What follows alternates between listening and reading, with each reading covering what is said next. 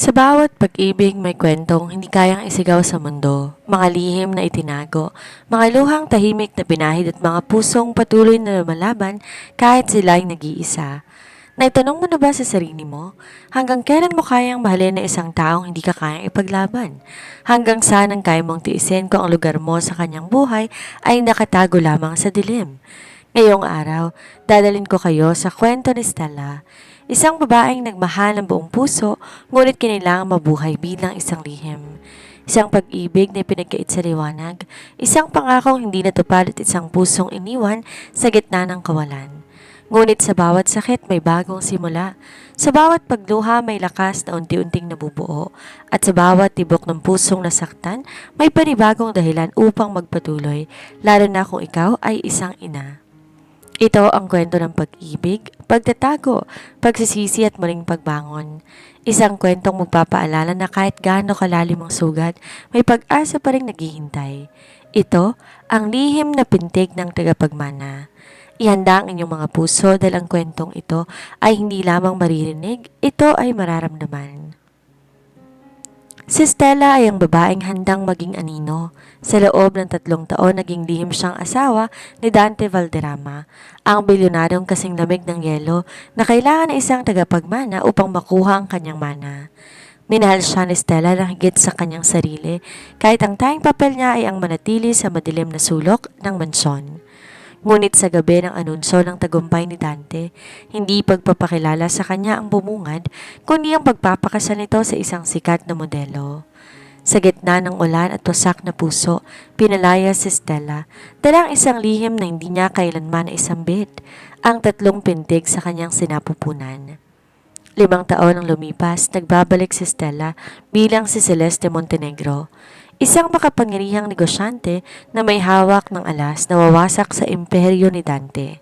Ngunit paano niya mapoprotektahan ang kanyang triplets kung ang amang nagtapon sa kanila ay handang gawin ang lahat upang mabawi sila? Sinong tunay na kakampi at sino ang impostor? Ang gabi ay nababalot ng karangyaan sa loob ng Valderrama Grand Hall. Ngunit para kay Stella, ang bawat halakak ng mga bisita ay tila punyal na sumasaksak sa kanyang dibdib. Nakatayo siya sa balcony, nakatingin sa kanyang asawang si Dante. 5 talampakan lang ang layo nila sa isa't isa, ngunit parang milya-milya ang distansya. Dante, kailangan natin mag-usap? Mahinang bulong ni Stella nang makatsyempo siya ng malapitan ng asawa sa isang madilim na sulok. Not now, Stella. You know the rules. You're not supposed to be here. Malamig na sagot ni Dante nang di man lang siya tinitingnan. 3 taon, Dante. 3 taon akong nagtago. Sabi mo, kapag nakuha mong posisyon mo bilang CEO, sasabihin na natin sa lahat. May halong pakiusap ang boses ni Stella. Lumingon si Dante. Ang kanyang mga mata na dati may bakas ng init ay wala na ngayong kaimo-emosyon. Things have changed. The board needs a wife who can bring more than just affection. They need a partner with a name. Bago pa makasagot si Stella, isang magandang babae na si Isabella ang lumapit at tumawak sa braso ni Dante. Han, everything is waiting for the big announcement. Tumingin si Dante kay Isabella bago binalingan si Stella. Leave through the back door, Stella. I will have my lawyer send the papers tomorrow. It's over. Para bang tumigil ang mundo ni Stella. Sa loob ng 3 taon, siya nag-alaga kay Dante nang may sakit ito. Siya ang nagpuyat para tulungan to sa mga plano sa negosyo at siya ang naging sandingan nito. Ngunit ngayon, tinapon siya na parang isang lumang kagamitan. Umalis si Stella na tumutulo ang luha. Habang naglalakad siya sa ilalim ng malakas na ulan, hinawakan niya ang kanyang tiyan. Nitong mga nakarang linggo, kakaiba ang kanyang nararamdaman. Pagod, hilo, at ang di may paliwanag na saya sa kabila ng lungkot. Hindi ko na kailangan sabihin sa kanya, bulong niya sa gitna ng hagulhol. Dahil ang mga batang to, sila lang ang magiging akin. Hindi mo sila makikilala, Dante Valderrama. Hindi lang isa, hindi lang 2, kundi 3 maliliit na pintig ang nagsisimulang mabuo sa kanyang sinapupunan. Ang mga triplets na magiging dahilan ng kanyang pagbangon. Napadpad si Stella sa isang liblib na bayan sa probinsya ng Batanes. Doon, gamit ang kaunting perang naipon niya, nagsimula siyang bumuo ng bagong buhay. Ang pangalang Stella, binuran niya na. Siya na ngayon si Celeste. Ang buhay sa probinsya hindi naging madali. Ang bawat gabi puno ng takot na baka mahanap siya ng mga tauhan ni Dante. Ngunit ang bawat sipa ng kanyang mga anak sa loob ng kanyang tiyan ay nagbibigay sa kanya ng lakas. Kaya natin to, babies? Madalas niyang kausapin ang kanyang tiyan habang nanonood sa paglubog ng araw. Dumating ang araw ng kanyang panganak sa gitna ng isang malakas na bagyo. Walang kuryente, walang ospital sa malapit. Sa turong na isang matandang hilot na si Lola Rosa, nairaos ni Celeste ang kanyang 3 anghel. Isang lalaki, 2 babae. Nakangiting sabi ni Lola Rosa habang inilalagay ang mga sanggol sa tabi ni Celeste. Pinangalanan niya ang mga ito na Liam, Liana at Luna. Sila ang kanyang mga bituin sa gitna ng madilim na langit. Ngunit habang tinitingnan niya ang mukha ng mga bata, di niya mapigilang mapangiwi. Liam had Dante's piercing gray eyes. Luna had his chin and Liana had his mysterious smile. Sila ay may buhay na alaala ng lalaking nanakit sa kanya. Habang lumalaki ang mga bata, napansin ni Celeste na hindi sila ordinaryo. Sa edad na 3, marunong na silang magbasa. Sa edad na 4, si Liam nakakagawa na ng mga komplikadong laro sa lumang computer na binili niya. Ang mga bata ay mga henyo, isang katangiang nakuha nila sa kanilang ama, ngunit ang katapangan nakuha nila sa kanilang ina. Isang araw, nakita ni Celeste na isang lumang dyaryo ang balita. Si Dante Valderrama ay kasalukuyang nahaharap sa isang krisis sa negosyo. Ang kanyang kumpanya unti-unting bumabagsak dahil sa pananabotahe na mismong asawa nitong si Isabela. Karma, bulong na Celeste. Ngunit hindi sapat ang karma. Kailangan niyang bumalik, hindi para kay Dante kundi para sa kinabukasan ng kanyang mga anak. Mommy, why are you crying?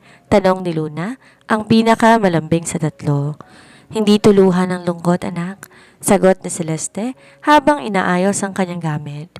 Ito ang luha ng pagsisimula. Babawiin natin ang nararapat sa inyo.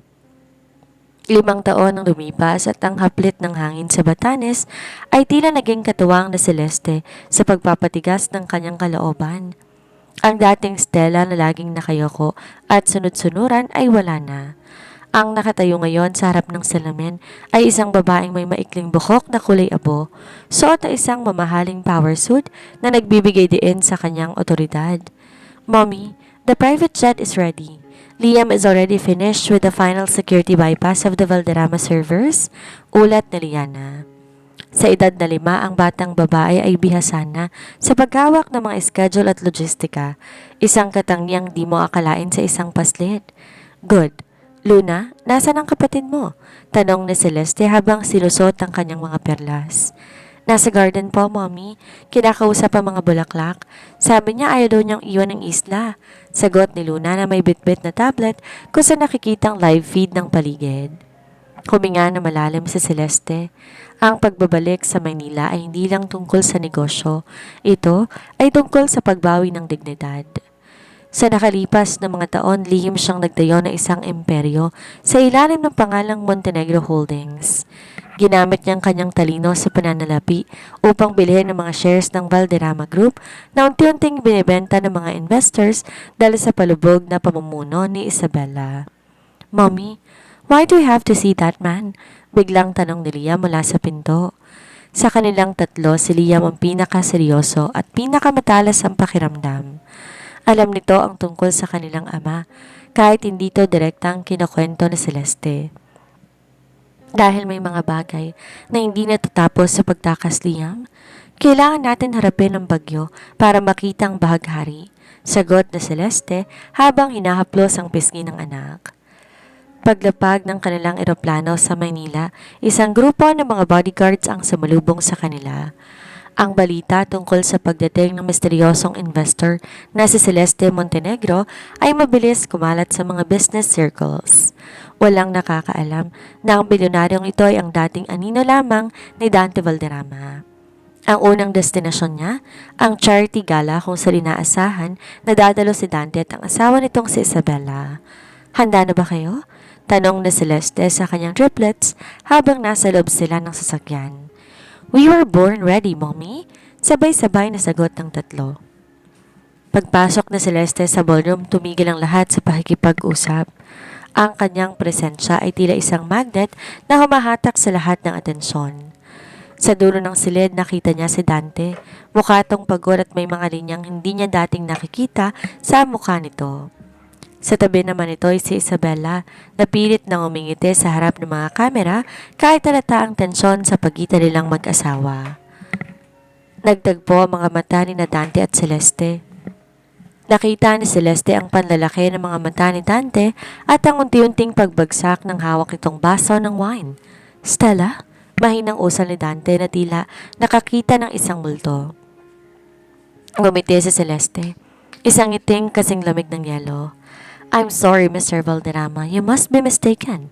My name is Celeste Montenegro and I believe now own 40% of your company. Kasabay ng kanyang salita ay ang pagpasok ng triplets. Ang tatlong batang kamukhang kamukha ni Dante ay tumayo sa tabi ng kanilang ina. Ang bulungan sa loob ng hall ay naging paraan ng parang dagundong ng kulog. Ang lihim na pinting na nakaraan ay naging isang malakas na hiyaw ng katotohanan. Ang bawat bulong sa loob ng ballroom, tila hangin na humahampas sa mukha ni Isabella. Namumutla siya habang nakatingin kay Celeste, isang babae na akala niya ay nabaon na niya sa limot at kahirapan. Ngunit ang mas nakakapangilabot sa kanya ay ang tatlong batang nakatayo sa tabi nito. Ang bawat isa tila maliliit na bersyon ni Dante Valderrama. Isang malaking pagkakamali ito. Nanginginig sa labi na sabi ni Isabella habang pilit na humahawak sa braso ni Dante. Han, paalisin mo sila. This is a private event? Ngunit hindi siya narinig ni Dante.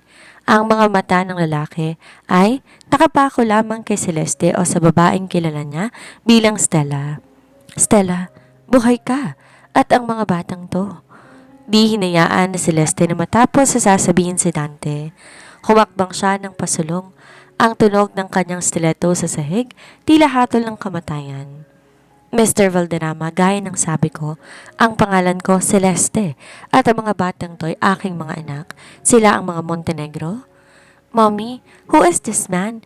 He looks like the statues in the museum, cold and made of stone.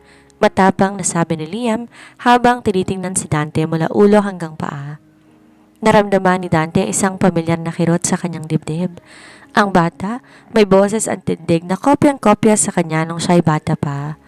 Lalapit sana siya upang hawakan ng balikat ni Liam nang bigla humarang ang dalawang malalaking bodyguards na Celeste. Don't touch my son, Mr. Valderrama, babala na Celeste. Hindi ka imbitado sa buhay nila. Naparito ako para sa negosyo.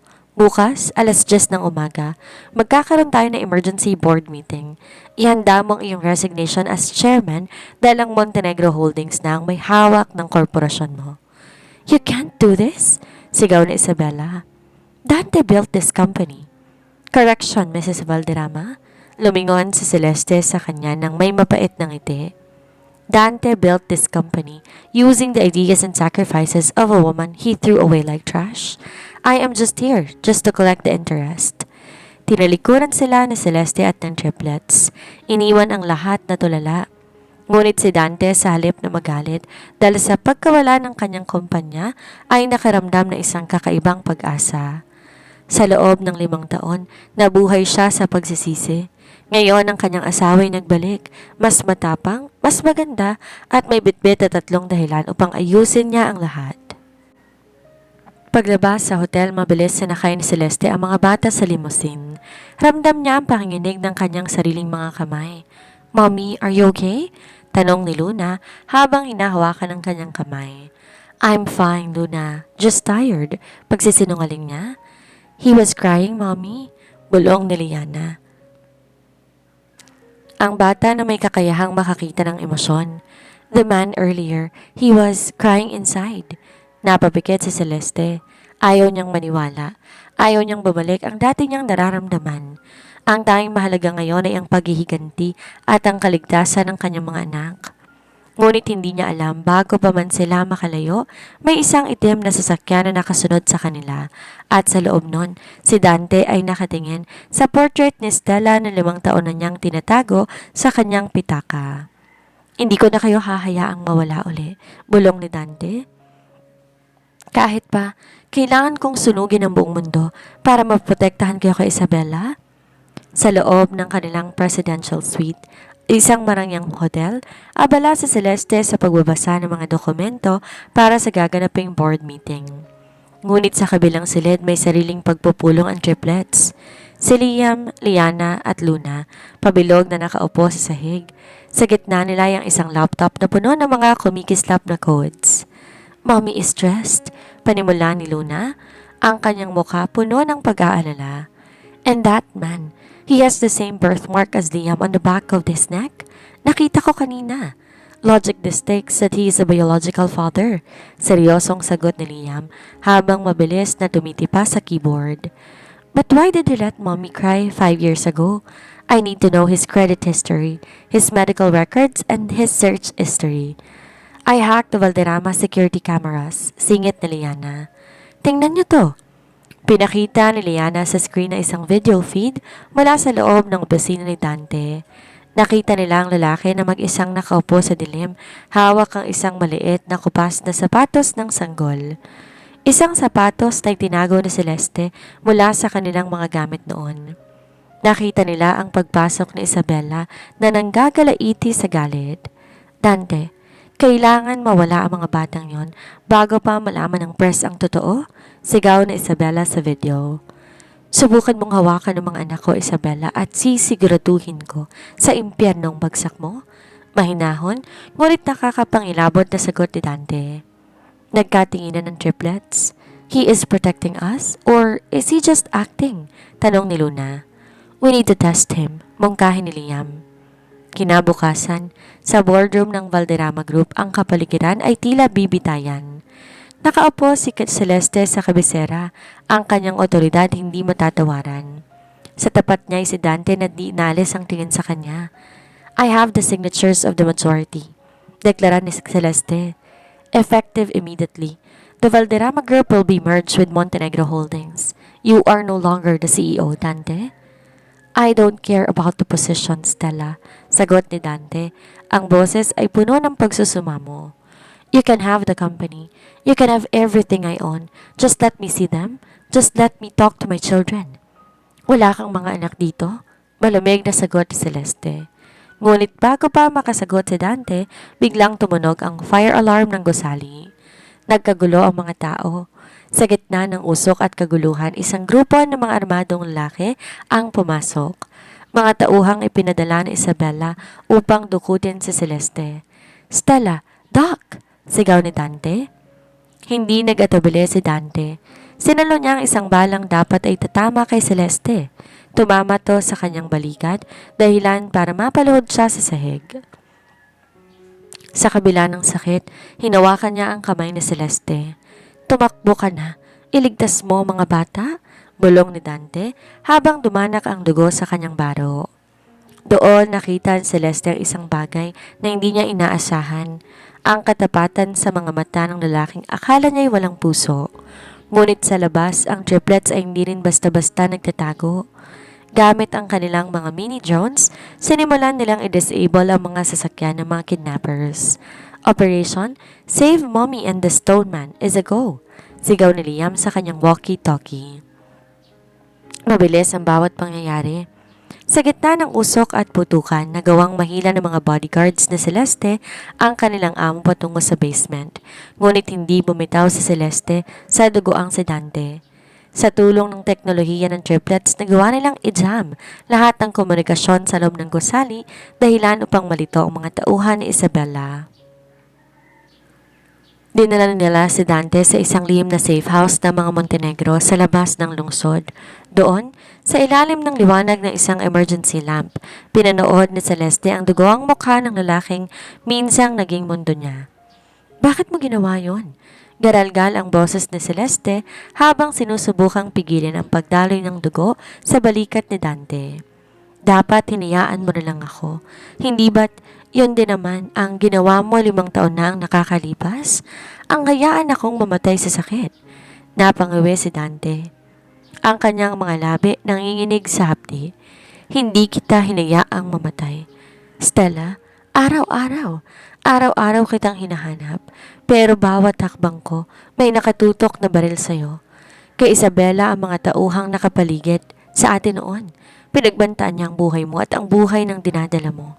Napatigil si Celeste sa pagbabalot ng gasa. Alam mo, alam mong buntis ako noon. Nalaman ko, nung gabi bago kita pinalayas, nakita ko ang pregnancy test sa basurahan. Mapait ng ngiti ang sumilay sa labi ni Dante. Kailangan kitang saktan ng gusto para lumayo ka, para di ka na balikan ni Isabela. Kung nanatili ka sa tabi ko, hindi ka tatagal ng 1 linggo. Mas gusto kong kamuhian mo ko habang buhay basta tumihinga ka. Nanlambot ang mga tuhod na Celeste. Ang galit na tinanim niya sa loob ng 5 taon biglang nayanig. Ngunit bago pa siya makasagot, bumukas ang pinto at pumasok ang triplets. Mommy, the perimeter is secure. Police are at the Valderrama building and Isabela is currently being questioned. Ulat ni Liam. Ngunit napatigil ang bata nang makita ang dugoang si Dante. Lalapit sana si Luna, ngunit hinarangan siya ni Liam. Is he going to die? Dahan-dahang ay minulat ni Dante ang kanyang mga mata at tumingin sa 3 bata. Sa kabila ng sakit, isang luha ang gumulong sa kanyang pisngi. Kayo ba sila? Liam, Liana, Luna? How do you know our names? Tanong ni Liana. Ang kanyang maliit na kamay ay dahan-dahan humawak sa kamay ni Dante na nakalaylay. Dahil bawat buwan, tumatanggap ako ng mga ulat mula sa Batanes. Ang misteryosong donor na nagpapadala ng gamot at gamit sa inyo, ako yun, bulong ni Dante. Di ko kayo malapitan pero di ko kayo pinabayaan. Napatingin si Celeste sa kanyang mga anak. Ang triplets hindi na makapagsalita. Ang kanilang stone man ay hindi pala kaaway, kundi isang sugatang tagapagtanggol na nagmamasid sa dilim. Dante, usal na Celeste. Ang kanyang puso ay tila muling nakakaramdam ng pintig na akala niya'y patay na. Ngunit ang katahimikan ay muling naputol. Isang malakas na alarm ang tumunog mula sa laptop ni Liam. Mommy, Isabela escaped. She's not going to the police. She's coming here. She tracked our signal. Ang safe house na inaakala nilang ligtas ay naging isang bitag. At sa pagkakataong to si Dante masyadong mahina para lumaban. Ang gabi binalot ng ingay ng humaharurot ng mga sasakyan sa labas ng safe house. Mula sa monitor ni Liam nakita nila ang 3 itim na SUV na pinaliligiran ang kanilang kuta. Si Isabela pababa ng sasakyan, may hawak na baril at ang muka tila isang baliw na nawalan na ng lahat. Stella, Dante, lumabas kayo dyan? Sigaw ni Isabela na boses lasing sa galit. Kung di ko makukuha ang Valderrama Group, walang makakakuha. Sa loob, pilit na tumayo si Dante kahit nanginginig ang kanyang mga binti. Celeste, dalhin mo ang mga bata sa tunnel sa ilalim ng kusina. Ako ang haharap sa kanya? Hindi, Dante, sugatan ka. Pagpipigil na Celeste. Ang kanyang boses ay puno ng takot na hindi niya na kayang itago. Hindi kita iiwan dito. Mommy, Daddy, stop arguing. Logic says we have 120 seconds before they breach the main door. Seryosong singit ni Liam. Luna, activate the frequency jammer. Liana, set the internal sprinklers to mist mode. Anong gagawin nyo? Gulat na tanong ni Dante sa kanyang mga anak. We're going to play a game, Daddy. Sagot ni Luna na may munting ngiti na tila kay Celeste. Bumukas ang pinto ng safe house sa pamamagitan ng isang malakas na sipa. Pumasok si Isabela kasamang kanyang mga huling tauhan. Ngunit sa halip ng mga taong bumungad sa kanila, isang makapal na ambon ng tubig ang bumalot sa buong sala. Kasunod nito ang pagpatay ng lahat ng ilaw. Ano to? Nasaan kayo? Sigaw ni Isabela, habang pilit nagpapaputok ng baril sa dilim. Biglang umalingaw-ngaw ang boses ni Liana sa mga speakers sa paligid, gamit ang isang voice modulator na nagpaboses multo dito. Ang mga lihim na itinago sa dilim ay sa dilim din magtatapos, Isabela? Sa gitna ng kalituhan, ginamit ni Liam ang kanyang tablet para kontrolin ang mga smart appliances sa bahay. Ang mga robot vacuum ay nagmistulang mga gumagalaw na bomba sa ilalim ng mga paa ng tauhan ni Isabela, habang ang mga high-intensity strobe lights ay biglang kumislap, dahilan upang mabulag ang mga ito. Habang nagkakagulo ang mga kalaban, mabilis kumilos si Celeste. Gamit ang kanyang kaalaman sa self-defense na pinag-aralan niya sa Batanes, inago niyang baril ng isang lalaking malapit sa kanya at mabilis itong itinumba. Dante, ngayon na! Sigaw na Celeste. Kahit may sugat, ginamit ni Dante ang kanyang huling lakas para dambahin si Isabela nang tangkaing barilin nito si Celeste. Bumagsak ang dalawa sa sahig. Sa sandaling yon ng mga sirena ng pulis. Ang tunay na pulis na tinawagan ni Liam gamit ang isang priority emergency line ay narinig na sa paligid. Nang bumukas sa mga ilaw, nakadapa na si Isabela, pilit na pinipigilan ni Dante. Ang triplets nakatayo sa hagdanan, hawak ang kanilang mga gadgets, habang sa Celeste nakatayo sa gitna, protektado ng kanyang pamilya. Tapos na ang laro mo, Isabela? Malamig na sabi ni Celeste. Hindi mo na muling masasaktan ang pamilya ko? Habang sinasakay si Isabela sa mobile, lumingon to ng may nakakapangilabot na tawa. Akala niyo ba tapos na? Dante, tanungin mo si Stella tungkol sa records ng klinika 6 na taon na nakakalipas. Di mo ba na itatanong kung bakit 3 sila? Napatigil si Dante. Napatingin siya kay Celeste at biglang namutla. Isang bagong misteryong lumitaw sa gitna ng kanilang tagumpay. Dinala si Dante sa ospital upang gamutin ang kanyang mga sugat. Ngunit ang mga salita ni Isabela bago to arestuhin ay tila isang lason na dahan-dahang kumakalat sa kanyang isipan. Sa loob ng silid, habang mahimbing na natutulog ang triplet sa sofa, hinarap ni Dante si Celeste. Anong ibig niyang sabihin, Celeste? Mahinang tanong ni Dante. Ang kanyang boses ay puno ng pag-aalinlangan. Tungkol sa klinika, tungkol sa pagiging triplets nila? Huminga ng malalim si Celeste. Alam niya, hindi niya na maitatago ang katotohanan. Nung pinalayas mo ko, hindi ko alam na bahagi pala yon ng plano ni Isabela. Dinala ako ng mga tauhan niya sa isang lihim na pasilidad bago ako nakatakas patungong Batanes. Doon, nalaman ko ang katotohanan na habang buhay kong dinala. Ano yon? Hindi lang 3 ang nabuo sa sinapupunan ko, Dante. 4 sila. Pabulong na sagot na Celeste habang tumutulo ang luha. Ngunit ayon sa mga doktor doon, ang ika-4 na sanggol hindi nakaligtas dahil sa mga gamot na pinainom sa akin Isabela nung nasa mansyon pa tayo. Ang triplets ay mga survivors ng isang malupit na eksperimento para makabuo ng perpektong tagapagmana. Nanginig ang kabao ni Dante. Ang kanyang sariling asawa ay ginawang laboratorio ng kasamaan ni Isabela. Kaya ba sila ganito katalino? Kaya ba sila kayang manghak ng mga system sa edad na 5? Oo, binago ng mga chemical na yon ang kanilang neutral development. Paliwanag na Celeste.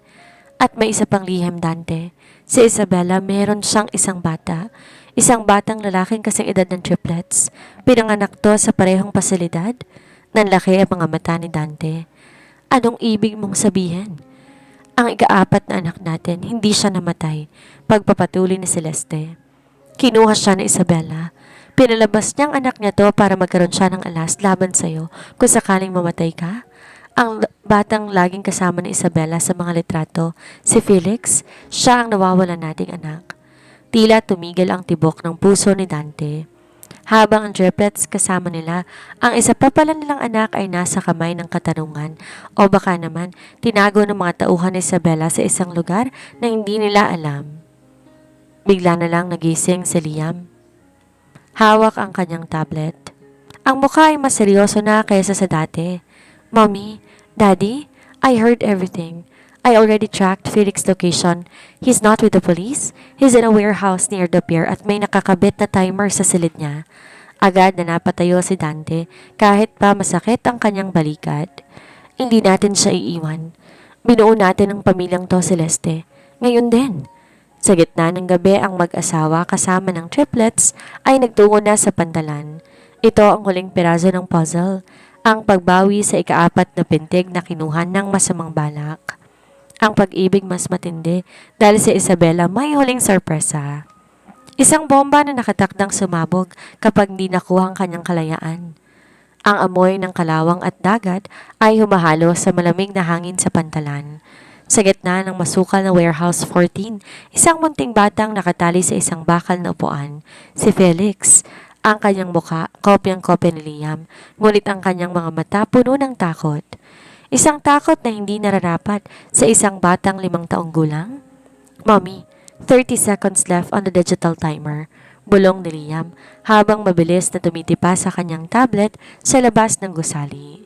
The bomb is linked to the pressure plate under Felix's chair. Kapag tumayo siya o gumalaw, sasabog ang buong paligid. Dante, huwag kang papasok ng bigla-bigla. Pigil ni Celeste sa asawa. Ngunit si Dante hindi na mapigilan. Ang kanyang dugo, ang kanyang anak ay nasa loob at nanganganib. I have to, Celeste. Ako ang dahilan kung bakit siya naririto. Mariing sagot ni Dante. Dahan-dahan siyang pumasok sa loob. Ang kanyang mga hakbang tila paglalakad sa ibabaw ng manipis na salamin. Felix, huwag kang gagalaw anak. Si Daddy to. Malambing ngunit nanginginig na tawag ni Dante. Tumingin ang bata sa kanya. Daddy? Sabi ni Mommy Isabella, iniwan mo daw ako dahil mahina ako? Hindi totoo yon, Felix. Pinakamatapang ka sa lahat. Sagot ni Dante habang papalapit. Sa labas, ang triplets ay hindi rin tumitigil. Sinuna gumagamit ng signal jammer upang di matrigger ni Isabella ang bomba mula sa malayo, habang si Liana ay naghahanap ng thermal signature ng iba pang tauhan sa paligid. Mommy, may papalapit. 2 tauhan ni Isabella sa itaas ng scaffolding, sigaw ni Liana. Di nag-atubili si Celeste. Kinuha niya ang isang flare gun mula sa emergency kit ng sasakyan at tinutukto sa itaas. Sa isang iglap, ang liwanag ay bumulag sa mga tauhan, sapat na oras para man-neutralize sila ng mga bodyguards na Celeste. Sa loob ng warehouse, narating na ni Dante ang kinaroroonan ni Felix. Ang timer nasa 10 segundo na lamang. Liam, now! Sigaw ni Dante. Liquid nitrogen bypass activated? Sagot ni Liam.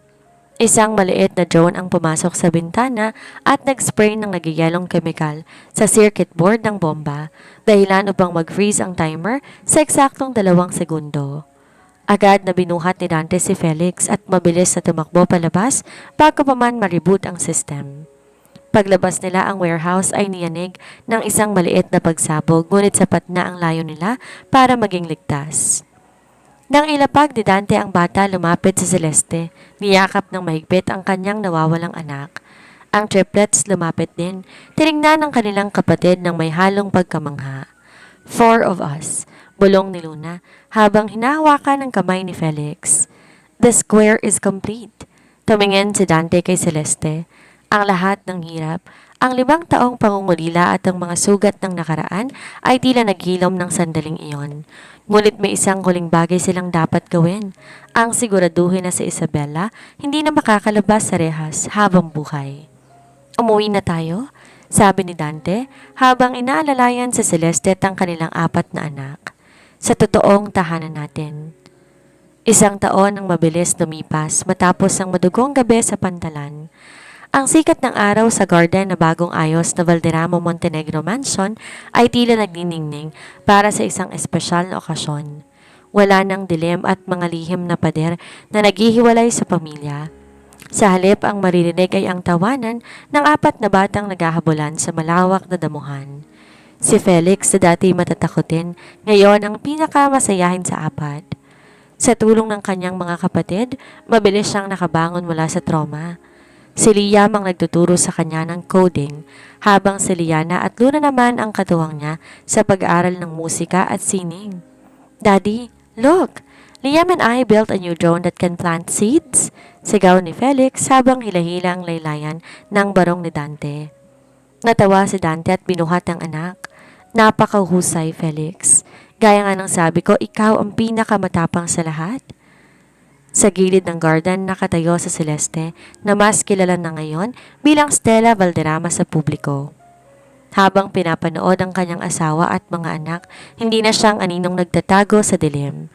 Siya nang tumatayo bilang co-CEO ng kanilang pinagsamang kumpanya, ang simbolo ng lakas at tagumpay ng isang babae na muling bumangon. Lumapit si Dante sa kanya at yumakap mula sa likuran. Iniisip mo pa rin ba ang nakaraan? Iniisip ko kung paanong ang dating 3 pintig ay naging 4. Nakangiting sagot ni Stella. At kung paanong ang galit ko noon ay nauwi sa gantong katahimikan? 1 buwan na nakalipas mula nang matunan ng habang buhay na pagkabilanggo si Isabella dahil sa mga krimen nito. Mula sa corporate espionage hanggang sa child endangerment. Ang lahat ng kanyang ninakaw na ibalik sa pamilya, ngunit ang pinakamahalagang na ibalik ay ang tiwala sa isa't isa. Stella, seryosong tawag ni Dante. Lumuhod siya sa harap ng asawa sa gitna ng kanilang garden, sa harap ng kanilang 4 na anak na ngayon nakatingin na rin sa kanila. I missed the chance to give you a proper wedding 6 years ago. I want to spend the rest of my life making up for every second you spent in dark. Will you marry me again? This time as the queen of my heart and the mother of my children? Umiyak si Stella, pero sa pagkakataong to, luha to ng labis na kaligayahan. Yes, Dante. 1,000 beses? Yes. Nagpalakpakan ng 4 na bata. Si Liam pasimpleng nag-record gamit ang kanyang tablet, habang si Luna at Liana nagkakalat ng mga petals ng rosas. Ang mga dating tagapagmana na bunga ng isang masamang eksperimento ay naging mga simbolo ng pag-asa at pagmamahal. Habang lumulubog ang araw, nagtipo ng pamilya para sa isang litrato. Isang litratong hinding-hindi na muling magkakaroon ng puwang para sa mga anino. Ang lihim na pintig ng triplets na nadagdagan na ika-4 na puso ay naging isang maayos at magandang kompas ng bagong simula. Ang kwento ni Stella ay hindi lamang kwento ng pagsisisi at pagbangon. Ito ay kwento ng isang pag-ibig na kahit piliting ibaon ay muling titibok sa tamang panahon. Mas malakas, mas matatag at mas tapat. Ang sugat ng kahapon hindi hadlang sa ganda ng bukas. Ito ay mga marka lamang na nagpapaalala kung gaano tayo katibay sa gitna ng bagyo. Dito na po nagtatapos ang ating kwento. Muli, ito po si Miss Sandra, ang inyong narrator. Sana'y nakapagbigay ako ng aliw at inspirasyon sa bawat isa. Maraming salamat po. God bless everyone.